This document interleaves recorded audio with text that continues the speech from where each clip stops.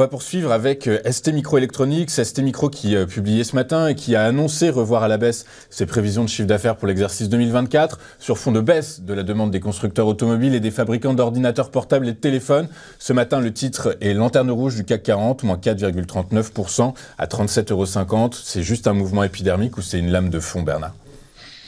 Alors, STMicro avait tapé les 50 €, c'était en juillet 2023, puis il y avait eu un test de résistance à 47, donc sous les 50 en décembre 2023, puis un sommet à 44 € au mois de mars. Vous voyez, 50, 47, 44, ben ça fait que descendre, alors que on est quand même sur les puces, je dirais, sur tout ce qui touche à l'intelligence artificielle, sur toute la tech, sur l'automobile, hein, puisqu'on sait bien que STMicro est très impacté ou très impliqué dans tout le secteur automobile et dans la téléphonie mobile, notamment avec Apple. Et justement, c'est peut-être là que le bas blesse, puisque STMicro fait des puces, mais n'adresse pas directement l'intelligence artificielle, adresse plutôt le secteur automobile. Et on sait bien que le secteur automobile, notamment pour tout ce qui touche à l'électrique, est un problème depuis maintenant plusieurs trimestres, hein. On a eu encore hier les chiffres des ventes qui sont en baisse. Sur la téléphonie mobile, on voit bien aussi qu'avec Apple, il y a des problématiques, donc, puisqu'on a Apple qui s'est fait dépasser en Chine, dont Apple est passé, on a eu aussi les annonces hier, puisque Apple est passé de 20% à 15% de part de marché. Enfin bref, on voit bien que STMicro n'est pas positionné là où il faut. Et on a eu ensuite les annonces aussi de ASML qui annonce des résultats cataclysmiques sur l'année. Bref, tout ça fait qu'au final, hormis Nvidia et hormis le secteur américain qui va bien, je dirais qu'en Europe, ça ne va pas aussi bien que ça et STMicro est plutôt mal positionné à ce stade.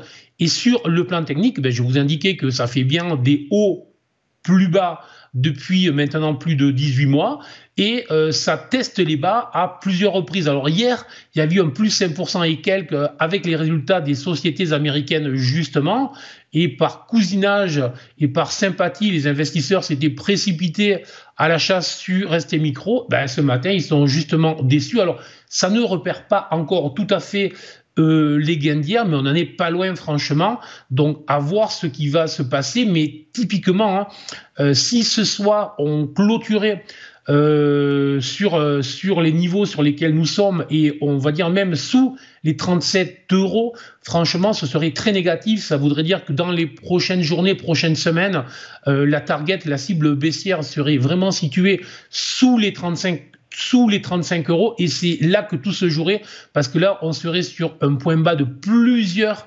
trimestres, et si les acheteurs ne se présentent pas sur cette zone de 35-37 €, là ce sera vraiment très négatif. Donc là je suis à l'écart, enfin, c'est en range, c'est en trading range, mais c'est un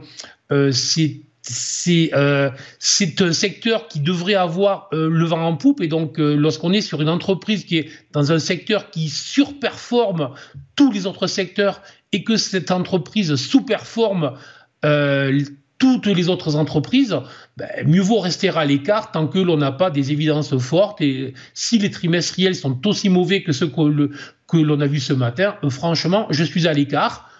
Alors, si jamais on repassait au-delà des 39,50 € en clôture, petite lumière verte qui s'allumerait, mais nous n'en sommes pas là. Et sous les 37, très négatifs, on rentrerait vraiment dans une zone risquée, dangereuse, entre 35 et 39. Donc vraiment prudence maximale sur cette action pour le moment.